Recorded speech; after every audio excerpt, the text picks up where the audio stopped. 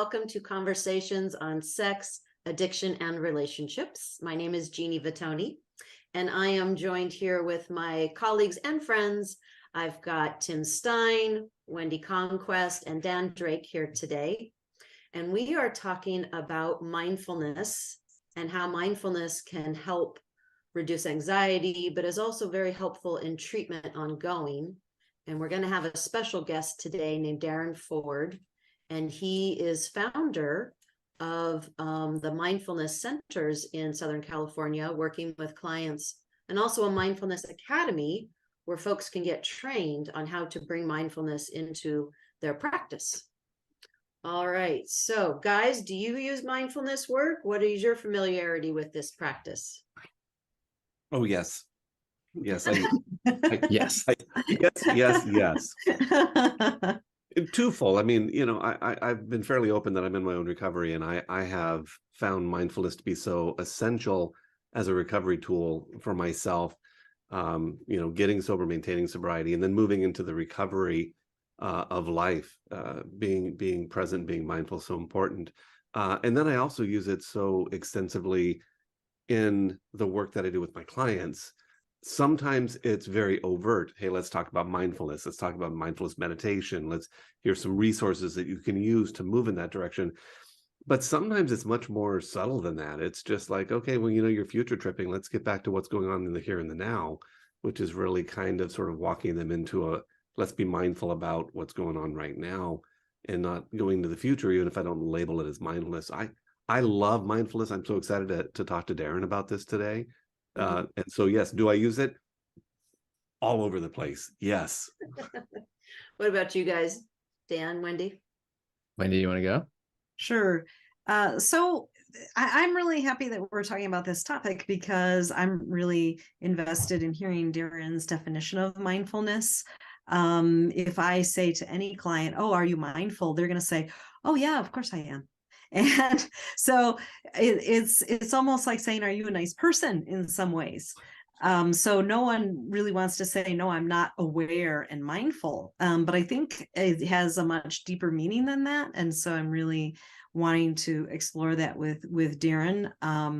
And especially this piece of when we are emotionally activated with trauma or some overwhelming stimuli that's happening. How are you supposed to, and I'm using mindful as maybe being present in the moment.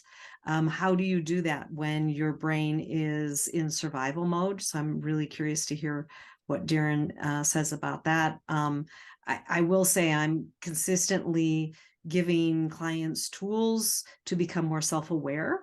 And so that's another piece. Is mindfulness the same thing as self-awareness or not? So I would say, yes, of course, I'm encouraging clients to be more, I guess, what I say to clients, I want you to know your mind. If anything else, I want you to know how your mind works really, really well. So I don't know if that's the same thing or not, but I'm wanting to find out. Yeah, me too. I was curious, actually. I think curiosity is the big word for me, because I know I can say for myself that the things that the self-judgments that come up in my own head, or some things I hear from my clients, the way they speak to themselves, they label their thoughts or their feelings, their reactions, I think is so damaging. So I've been there too. So I think this curiosity of what's happening for me in this moment, and not taking a judgmental stance, has been super helpful for me and for clients. But I am curious because I'm mindfulness is such a buzzword out there. So how are we defining it? How can we all, can we have a similar language around it? I'm really interested in that. It really is the buzzword of the last couple of years. And my guess is because it's so effective. But sometimes when I talk to clients about it, in their mind, they go to, that means I'm sitting on the ground, my legs are crossed, I'm saying Om a bunch of times, and I'm sitting there for an hour, and I'm like, that's actually not the same thing. I would guess that parts of that, meditation, deep breathing, and emptying out your thoughts, are part of it. But I think there's more to it, and there's so much science behind it that I'm just not fluent on the science, but I know the science is being done. So all right, well, let's get Darrin in here because he's been working on this, practicing this, and quite the expert. Ta-da! Welcome, Darrin. Welcome, Hi, Darrin. everyone. Thank you Hi, how so are much you for all? joining us today. Thank you so much for giving me the opportunity to join you. I'm very grateful. It's our opportunity. Can you help us with this term mindfulness and how people are defining it these days? Yeah, I was actually finding myself as I was listening in while you guys were talking, just getting so excited. I had to take a few deep breaths and calm myself because I was like, oh, yeah, I could talk about that, you know. But I think before we even talk about mindfulness, we have to talk about mind. We hear people all the time say, oh, be mindful, but nobody really defines what is the mind. And so the way that really in mindfulness circles, or that we look at the mind, is we look at the mind as a sense organ. So just like your eyes, your ears, your nose, your mouth, and your skin, you have the mind, and the mind takes in all of the data from those other sense organs, organizes it, coordinates it, reflects on the past, and spits out a hypothesis about the future. That hypothesis is never 100% correct. How do we know that it's never 100% correct? Because we only see 10% of the light spectrum, right? So visually, we can never take in all of the data in the universe, but it does a pretty good job of making approximations. One thing though, is it's always skewed by the lens of the past. Remember that reflecting on the past part? So that past skews the hypothesis that the mind creates. And so what we want to do when we're being mindful is take a moment to separate ourselves from those thoughts or those hypotheses and ask ourselves, is that really a skillful thing to do right now? The difficult part is that especially in today's society, a hypothesis comes out, we identify with it, and we're off to the races before we even contemplate, was it a skillful thing to do? And that right there is one of the major driving forces of addiction, and why mindfulness is so essential and powerful with addiction. The side effect of giving yourself that space is you feel. And that's why emotions and allowing ourselves to be present with the discomfort and growing distress tolerance and all of these things is such a vital component, and why people struggle so much with mindfulness. Can I ask you a question? There's a phrase we use a lot with our clients of teaching them to ask themselves, is this true? Like they create an interpretation, they create a narrative about whatever's happening or the other person, and we're teaching them to ask themselves, is that true? Is that kind of what you're talking about by, is this a skillful, forgot the word you used, skillful action? Yeah.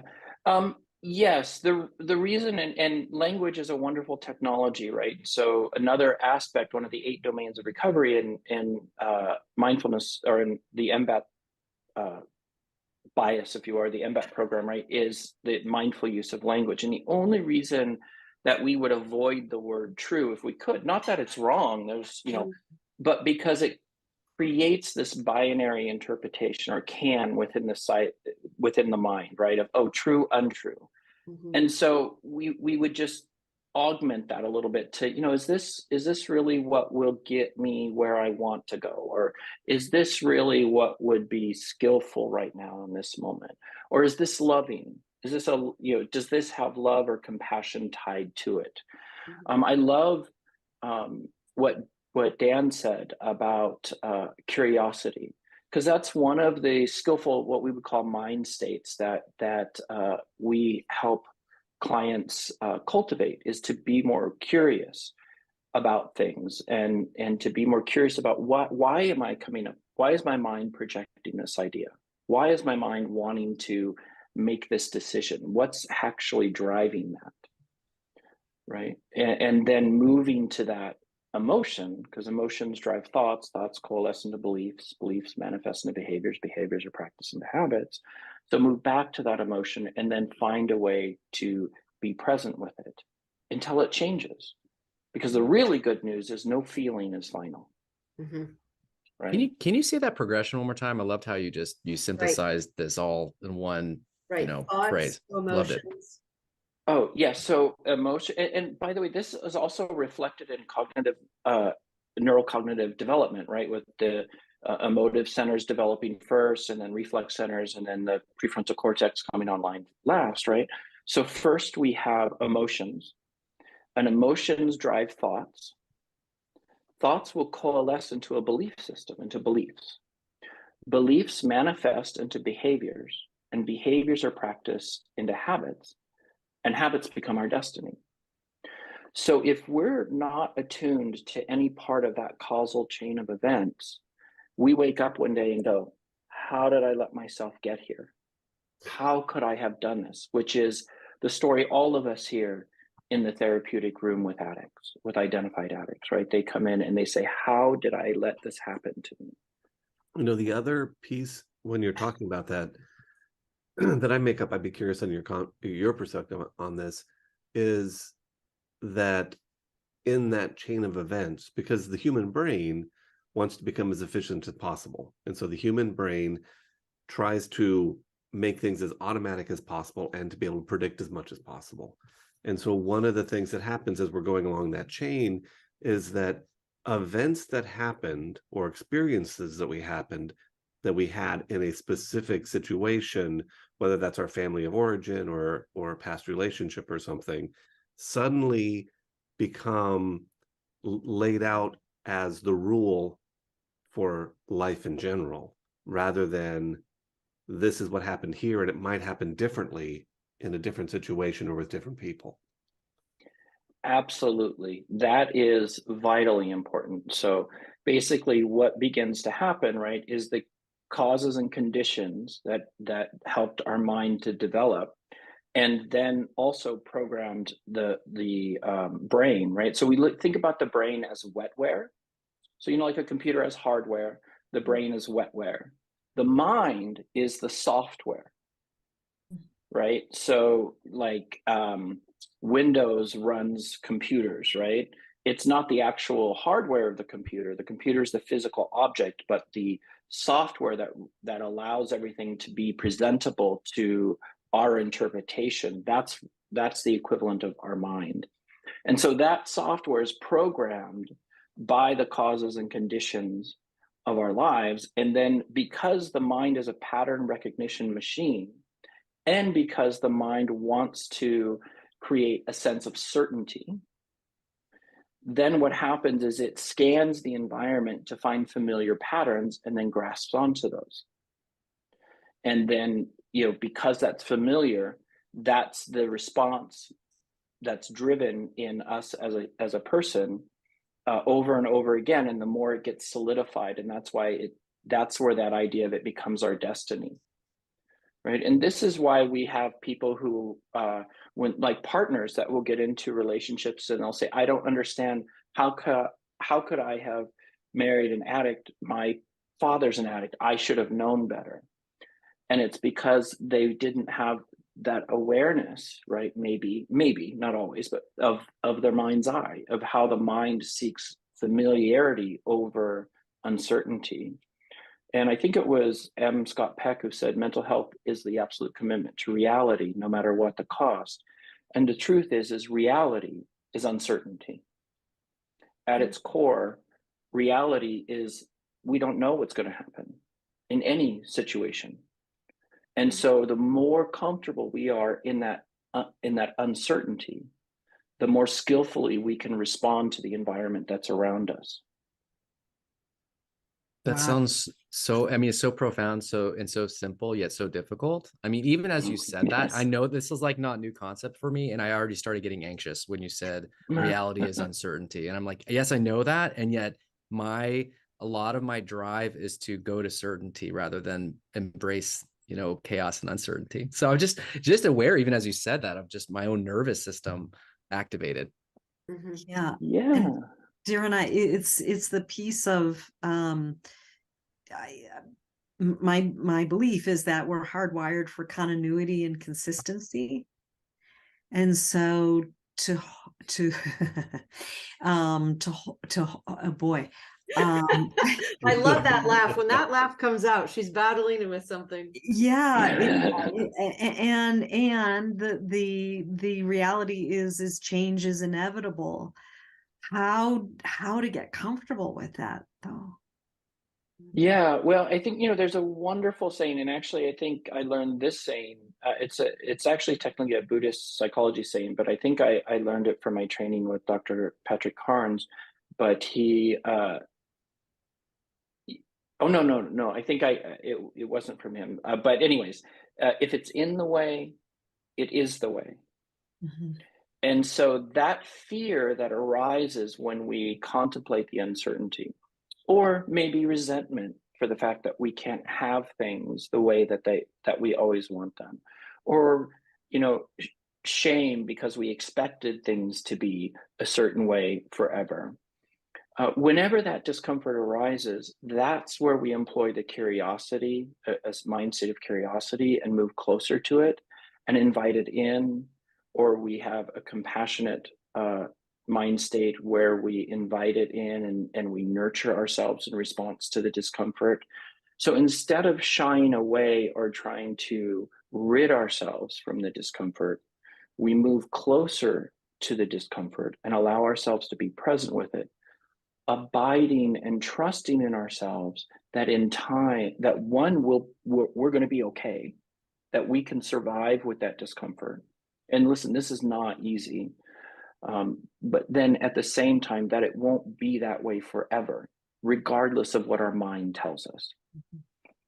So let me ask, working definition of mindfulness is, so what would you use? Because I'm hearing some different pieces from you, and what would you say the working definition is for regular folks?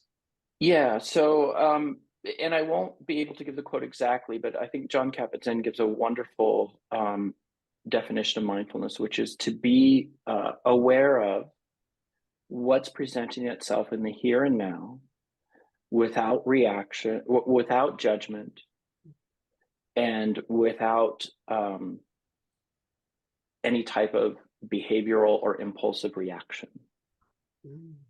Right? So to just pause, right? And to really just allow ourselves to, be present with that. I'm a runner, so I love to run.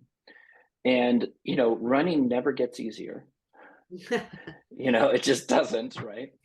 However, our ability to be present with the distress that the body creates in response to running increases. And there is no example I could give from my mind's biases that's a better example of mindfulness than that. Mindfulness never gets like, oh yeah, it's easy now. Yet the intensity of the discomfort that arises as we practice it decreases. And our ability to pause and be present and compassionate with ourselves increases. And that is also what I call the ripple effect. What happens as a result of that is then we can be present with others in a non-reactive, non-judgmental, compassionate way. But it starts with first nurturing the ability to be present with our own emotional distress or with our own relationship with our mind. And then we can be present with others' minds. Because the truth is that when somebody's in that reactionary space, maybe a traumatized partner is yelling, or a identified addict is flooded with their shame and they're yelling, right? That's the mind. That's not necessarily who they are. That's the effect of their causes and conditions. That's the side effect of not being able to be present with the emotion of shame or the emotion of fear, generally, right? And so if one can be present with those, then what they can say is, I really want to yell at you right now because you've betrayed me. However, I understand that what's driving that is I'm terrified because I don't know what to believe anymore, which is a far more skillful way to express what's going on than one driven through reaction. Mhm. So I have a question, because I can almost, hear and feel partners saying, wait a minute, are you saying then I should be mindful and go with what the addict's presenting? If he's gaslighting me or she's gaslighting me, I just am mindful of it and don't react, and right, that kind of thing. I can hear them. Um, Yeah. so when does then the mindfulness go into perhaps making a mindful decision? Yeah, that's beautiful. And what I would share first is whenever anybody's being gaslit by another person, no, don't go along with it. Absolutely not. Trust yourself. Trust that inner compass that's telling you there's something awry here. Um, what we would do in the mindfulness, though, is we'd be able to observe the gaslighting, notice what we're feeling, and then say in response, now that you've said your little thing, whatever you've said, um, I feel, it's very clear you're gaslighting me. B, I'm angry about that. And as a response, C, I'm going to follow the boundaries that I've asserted when you're going to when I said I will not be gaslit anymore, and here are those boundaries, and that's what I'm employing. But we can do that in a way that isn't bad for our nervous system and isn't bad, unhealthy, I should say, not bad, for our body. It is genuinely unhealthy physiologically for us to scream and yell and get hooked by that reactivity. We all do it, but the side effect physiologically in the present moment is, you know, all kinds of things, right? And that this is what leads to heart attacks, to strokes, to all of these other things, is the stress response, which is, that increased blood pressure, that, you know, um, posturing, all of those things that really physiologically are destructive for ourselves. So it's not, by the way, it's not like, oh, okay, partner, be compassionate for the addict. No, it's be compassionate for you. So You know, how do people get there? I've got all those things, but I mean, I know it's so much more than just saying, you just need to let go of your fears and let go of what you think is going to happen in the future and get in the here and the now and just trust your gut and go from there. It's going to be fine. yeah. I mean, the people that are listening to this and they're saying that sounds great, no idea how to get there. How do they Yeah. get there? So that is a wonderful question, right? And what I would say is we're all on, I've never met anybody who's floating on their cushion. And if you ever do meet anybody who's floating on their cushion is just forever mindfulness, please let me know, because I'm going to have to hire them to teach me. That being said, I think first and foremost, we have to recognize if we're going to start practicing mindfulness and we haven't been practicing it, then we have to first offer ourselves compassion that it is just that, a practice. And if we've been practicing living our life in a reactive manner for 20, 30, 40 years, at least give ourselves a third of that time to get habituated to not living that way. So that's kind of the first thing, is to approach it with compassion. The second thing is you don't need to sit on a zafu or a mat and sit there in meditation for an hour a day. You can if you want to. I started that way. I don't do that way anymore, but I used to do that, but you don't have to do it that way. And in fact, it's probably far better if you incorporate it or integrate it, weave it into your everyday life, right? So simple, small ways you can do. When you sit down in your car, before you turn the key or push the button to start it, set the keys in your lap or the fob on the side thing, and just take a couple deep breaths. And what you could do is what's called 4-2-7 breaths, which is 4 seconds in through your nose. Then you hold for 2 seconds. And then you exhale through your mouth for 7. And you just continue to do this process for maybe 30 seconds. Even that is a wonderful beginning of the practice. And you can build on that, right? And I oftentimes hear people say, well, why my breath? Well, it doesn't have to be your breath, but we suggest your breath because it's something you always have with you. There are certain types of meditation that have concentration meditation. So you focus on a flame of a candle or the light of an incense. There's all kinds of different types of meditations, but these types, just inviting awareness of our breath is a step in the right direction. And then we just continue to nurture the time frame that we do that. And maybe we do it now instead of sitting in our car. Maybe we park our car far out in the parking lot. And then when we're walking to the car, we're noticing our breaths and noticing what the feet feel like as they walk across the pavement, right? What the weight distribution feels like in our hips. And we're just attuning to the here and now as we walk to the car. These are things we do every day that we have an opportunity to invite mindfulness in. So when people say, I don't have time for mindfulness awareness, right? Well, we do, we have time for it. It's just a matter of learning how to focus our mind in a way that cultivates more awareness and more mindfulness. So these are very small ways that we can do it, but that have a lot of impact. They really do. It seems like the mind will dismiss it and say, oh, 30 seconds, that's ridiculous. That won't make any difference, but it does. So I want to ask right there, because these were really good concrete examples. Thank you. And then the question I want is, and how does it help someone?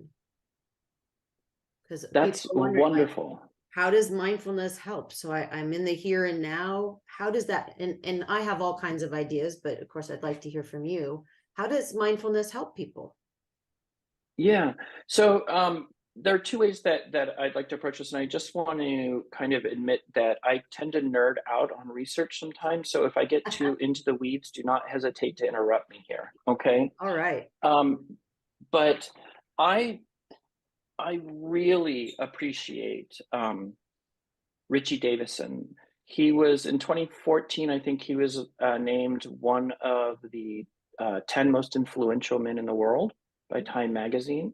He's a neurocognitive psychologist that has done decades of research, funded in part by the Dalai Lama.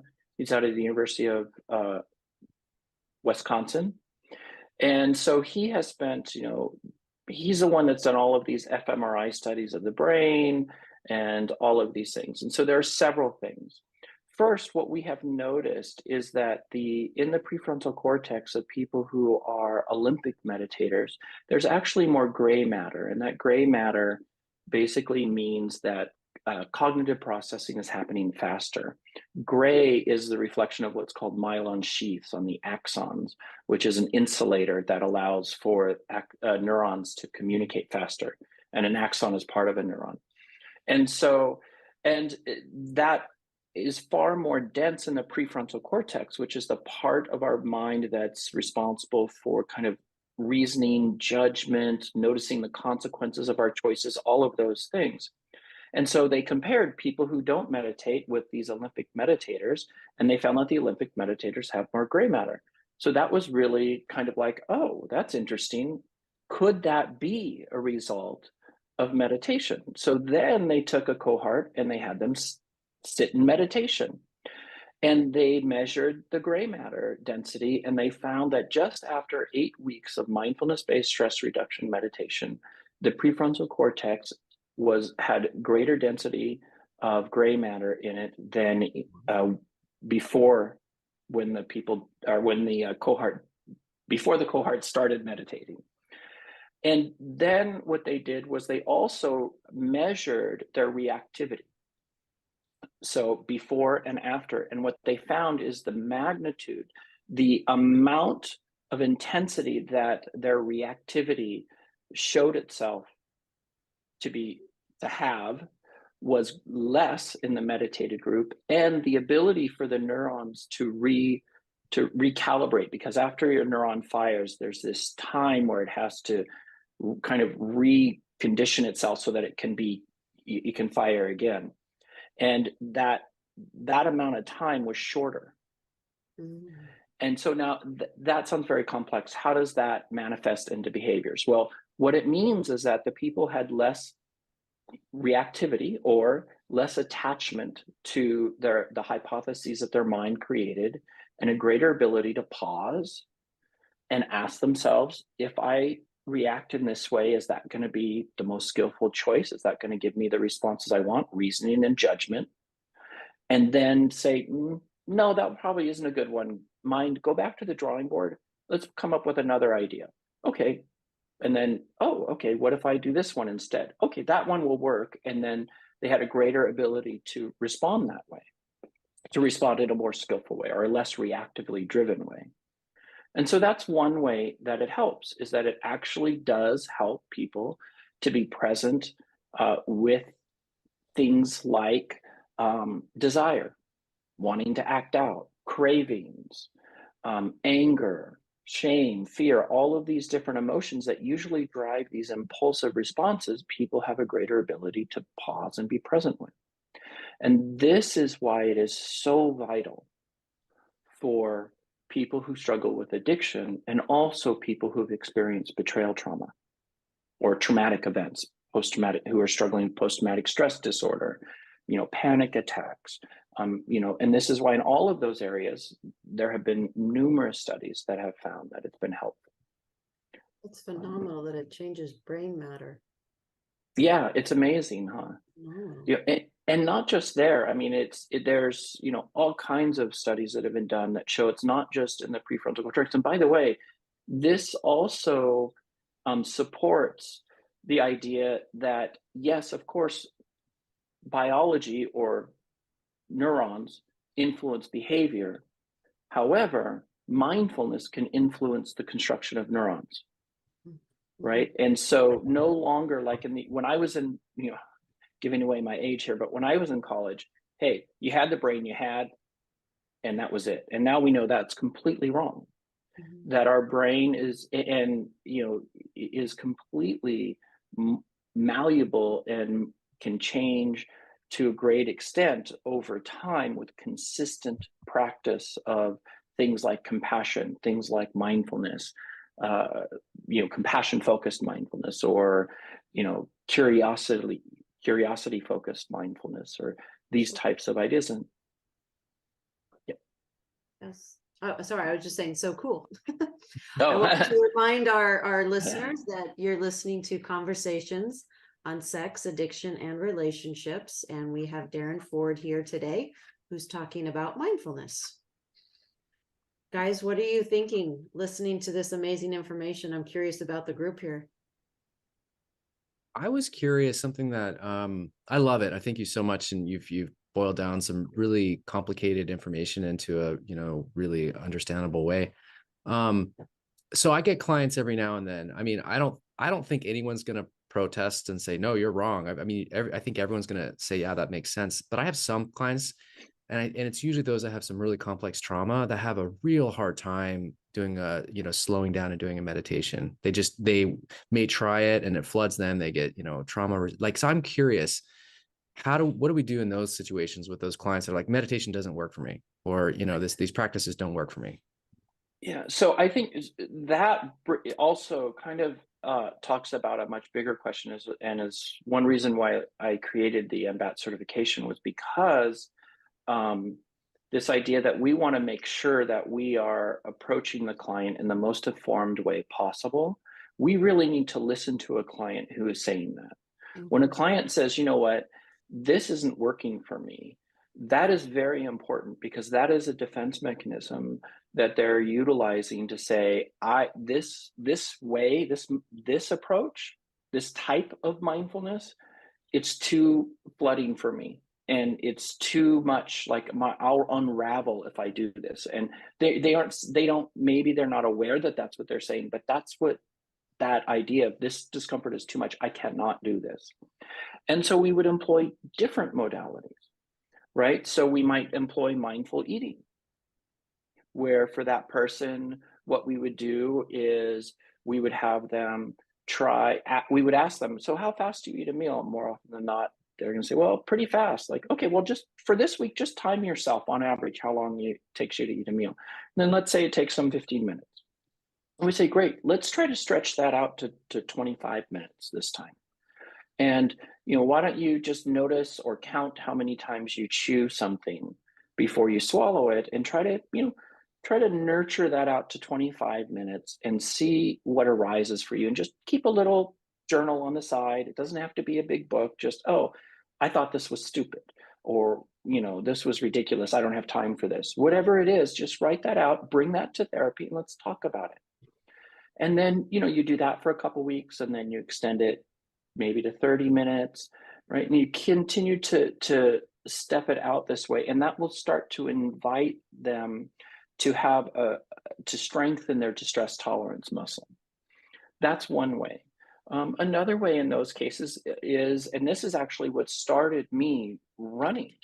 I come to mindfulness. In fact, I wrote in my book, Awakening to the Sexually Addicted Mind, I wrote that when I first started meditating, the first time I went in, I sat down in the front because I was going to be the best student. And, I was sitting there, and back then mindfulness wasn't like it is. Like, everything was traditional, like Buddhist, kind of bias. And so the Buddhist monk came out, nun came out, she sat on the zafu in front of me. And, she started to introduce the meditation, and my leg was just vibrating like this. And my mind was going, and I started to panic, and I raised my hand. I was like, I can't do this. I don't know what I'm going to do. And oh my gosh. And I was just going 100 miles an hour. And she just reached over, and it was one of the most incredibly powerful moments of my life. She just touched my knee, just gently. And all of the stress just exited my body in an instant. And she said, Darrin, I'm not too sure of very many things, but one thing I'm absolutely certain of is nobody has ever died from meditating. You're going to be okay. And I laughed, and I survived. But the idea there was that, we want to acknowledge that distress, and we want to invite people to build that distress tolerance muscle over time. And this is where as a therapist, we really have to be in our scope of practice and be on top of our skill set when it comes to meditation.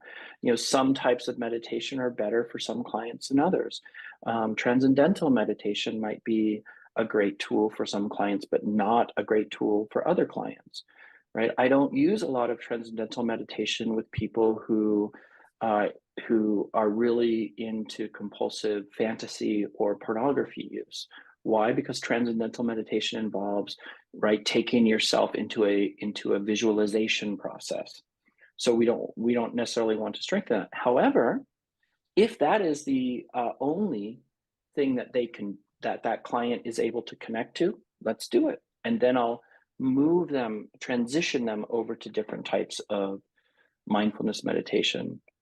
And so we really, really need to be in our scope of practice. And I would add one thing that a lot of clients do. So we kind of have that two reactions, right? We have a client who says, I can't do this. Or we have the other client who says, oh my gosh, I did this. This is the best thing ever. I'm going to go to a 2-week Vipassana retreat tomorrow. Right? And that's not a good idea either.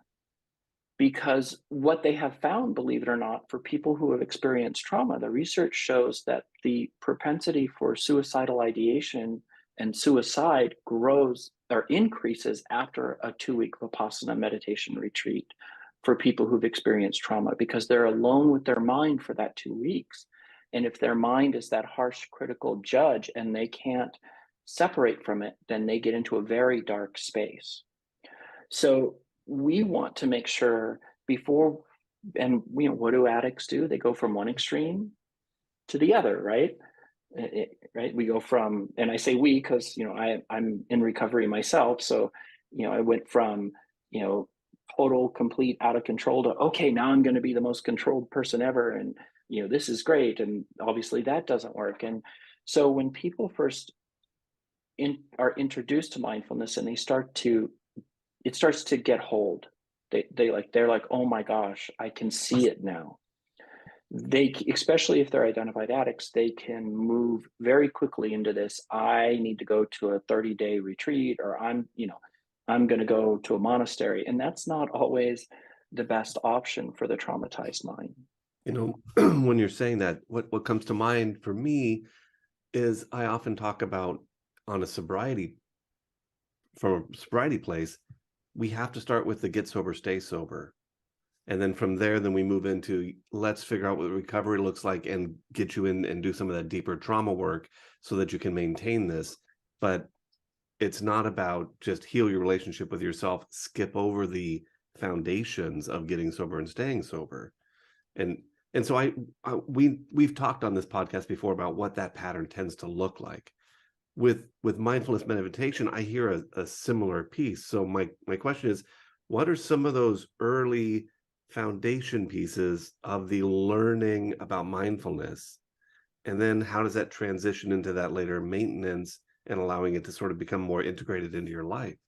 Well, can I just ask, it may not be later. I'm wondering if the mindfulness starts early on. The getting sober piece. Mm-hmm.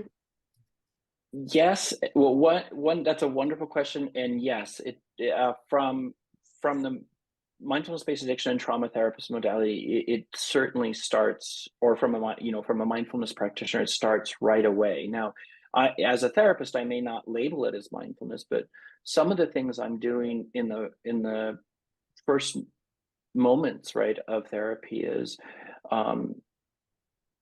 noticing and calling awareness when a client shifts. So maybe the client's telling me something and then they fold their arms, or you guys can't see in the camera, but they fold their arms. Then I might just invite awareness. Oh, I'm wondering, what's the emotion arising for you right now? I just, because I noticed you kind of closed your arms there, or I noticed you're shaking your foot, right? And I keep PM Melody's 8 basic emotions chart. I keep that in foam poster size on the wall of my office. And I tell everybody it's in foam because I ask clients, what's the emotion arising right now, so much that they're going to rip it off the wall one of these days and hit me over the head with it, But I love that one because of 2 things. One, somatically, it describes so they can connect it to their body. And 2, it talks about the gift. The gift of the emotion. And if we can't find a reason why a new behavior or a new something is beneficial, healthy for us, we're not going to be able to get traction with it. So the first step in really inviting mindfulness for the client is just connecting them to the experience of the emotional sensation, their body, and then offering them language to describe it. That's kind of step 1. Right. And that's, I'm sorry. And would you use that for betrayed partners too, who have a lot of emotion going on? Absolutely. Absolutely. I would. And the art form, I think, with betrayed partners, and we have to be very mindful of this, right, is that the trauma is so, in many times, not always, but many times is so acute that we want to make sure to give them a way to regulate or create safety for themselves before we just turn them straight into the wave of the emotion, because it can be too flooding, too overwhelming. And so we kind of want to do that in twofold, right? Is create awareness, but then ask the next question is how can you nurture and care for yourself in relationship to this? Or how can you allow yourself to create safety in relationship to this distress?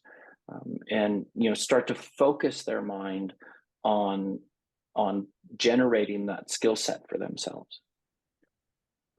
So as we're talking about mindfulness, Darrin, one of the things that comes to mind is I make up that this has a lot to do not only with being present in the moment and being accepting, but developing compassion for yourself, for other people. I mean, does that fit into sort of your perspective of mindfulness and how it gets applied?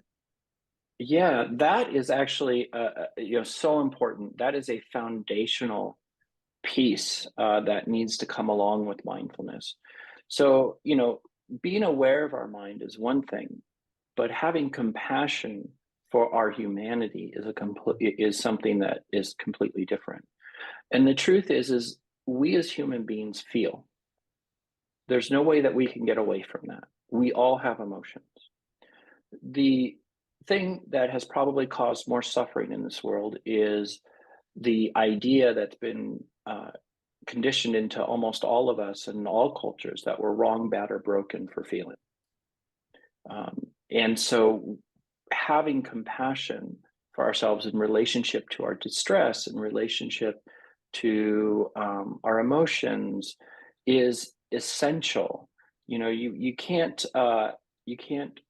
judge yourself or beat yourself into a more loving relationship with yourself. It's not going to work.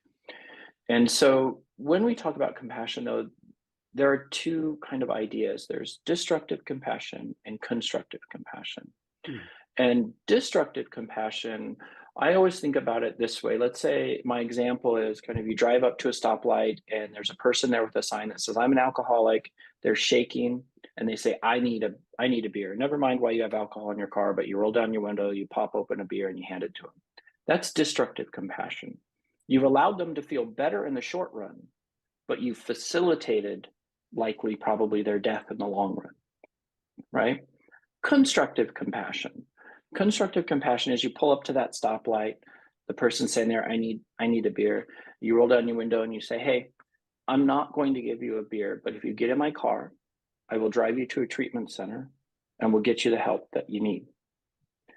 They might be yelling and screaming and angry the whole time they're in your car, saying, all I want is a beer.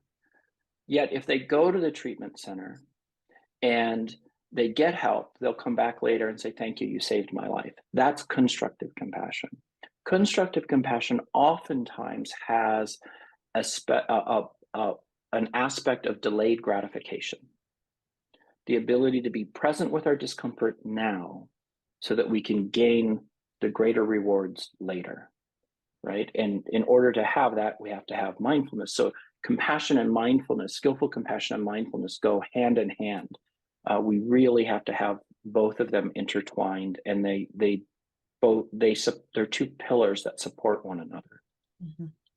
I think there's this interesting maybe cognitive twist. So a lot of addicts, when they get into recovery, they start talking about how they're starting to be compassionate towards themselves, right? And starting to have compassion for how they got to where they are. The partners really don't like to hear that. They really bristle around that. And so if you could speak to that, and then as far as partners, potentially the difference between being compassionate and forgiveness. Yeah. And so I think, let me take the first one second, if that's okay. And let's talk first about forgiveness, because I think this is very vital. And first, we've all heard the adage, I'm sure, forgiveness is not for another person, it's for ourselves. And this is something that, when I say it, oftentimes it can be, what's the word I'm looking for? A lot of people can have a little bit of reactivity to what I'm about to say. And I understand it, because I do too, but I think it's really an honest kind of truth that we have to align with. And the first part is right. Forgiveness is a practice. It's not something that just happens. It is not compassion. We can have compassion for somebody, but not necessarily forgive them. And that's, I think, an important distinction. One of my close friends from high school was lost in addiction and shot somebody and killed them. And at the sentencing, the victim's mother stood up and said, you know, I don't hold ill will against you. I don't know if I forgive you, but I certainly have compassion for what you have done. So, you know, and I think that that was an amazing reaction, but the idea there is that we can delineate between compassion and forgiveness. Now, I think a hard part for partners is that, let's say a partner says, okay, I'm agreeing to stay in this relationship and I'm going to work on forgiving you. What they have done when they make that agreement is they have made the commitment to work as skillful as they can with the really uncomfortable emotions that they have every right to feel in a manner that is skillful for the relationship and themselves. And that can be very controversial, I think, because partners, oftentimes when I share this with them in session, they say, well, I didn't agree to have to deal with all this pain. You're right, you didn't agree when it was unfair that it was put on you. You were a victim. And that is terrible. However, if you've chosen to stay after knowing everything, you're no longer a victim. You are here to work through, you've committed to working through that. You know, you've committed to learning how to forgive those trespasses. That's the side effect of saying, I'm going to stay here and work through this. It may not be what you were aware of, you were agreeing to, you know, but that's part of that agreement. If you're going to stay in the relationship, is that you find a way to work with your really uncomfortable emotions in a manner that facilitates the connection between you and your partner. That's what being committed in a relationship requires. And I'm going to just say something real quick here about, and there's so many partners who are in the middle, who are, I don't know if I'm going to stay in this relationship. I don't know if I'm going to leave this relationship. And I'm not committing to any of that quite yet. And then that's an okay place to be as well. Absolutely, right? And I would be worried if a partner didn't have a good amount of time in that space. Like, oh yeah, no problem, I'll just forgive. It's like, okay, I don't think we have awareness of what's actually going on here. I could be wrong. There are some partners that I've worked with that are like, you know what? I got it. I understand it. I'm good. And it's like, okay, you know, but more often than not, that's not the case. And so bringing that mindful awareness into that space and that compassion focus for self is what's so vital for partners in that way. Now, that second question about the addict starting to foster compassion for themselves and the partner feel, you know, and rightfully so, that's like nails on a chalkboard, right, to them. They're like, what do you mean you're trying to foster compassion for yourself? You should, you know, you're right? And I think what's important there is to help the partner identify that that's the echo of their trauma, and to help the addict understand and recognize that that distress that the partner is feeling is caused by their choices. I was going to say an echo right, of the betrayal. That's right. And they have to own that, while simultaneously the partner, if the partner wants to come into a space of continuity with themselves, or what we would term in mindfulness world equanimity, balance, right, then they're going to need to come to terms with the unfortunate and, let's just face it, yucky reality that they've been betrayed and that created a wound. And fair or unfair, that wound is there. Yeah. And we've got to deal with it, you know. And that's regardless of whether we stay in the relationship, whether we forgive our partner, you know, that doesn't matter as much as accepting the fact that there's a wound here that we have got to face and deal with. which no partner wants to do. And right, I totally understand that. Yeah. Thank you, Darrin, for being here today you. on our podcast and such. And if folks wanted to know more about the services you offer, what would be those websites? Yeah, so for the Mindful Centers, which is, my therapy or our therapy program for clients who are struggling with trauma or addiction, they would just go to Mindful Centers, that's MindfulCenters.com.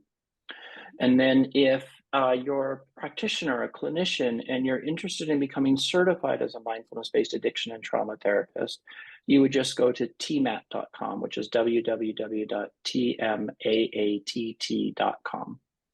Perfect. So, Perfect. yeah. What a service you are providing to the professionals as well as clients. I really want to thank you for that work. It's really No important. problem. Thank you all so much for giving me the privilege of being here. I'm so grateful to all of you. Mm-hmm. Thanks for being with us, Darrin. Yeah. Thanks, Darrin. It's great. Thank you so much. Bye, Darrin. Bye-bye. Thank you all so much for joining us. And if you enjoyed what you heard today or watched, because we are on YouTube also, please make sure to like us and share in all your social media avenues, Twitter, Facebook, and all the other ones I'm supposed to remember right now. Thanks so much, everyone.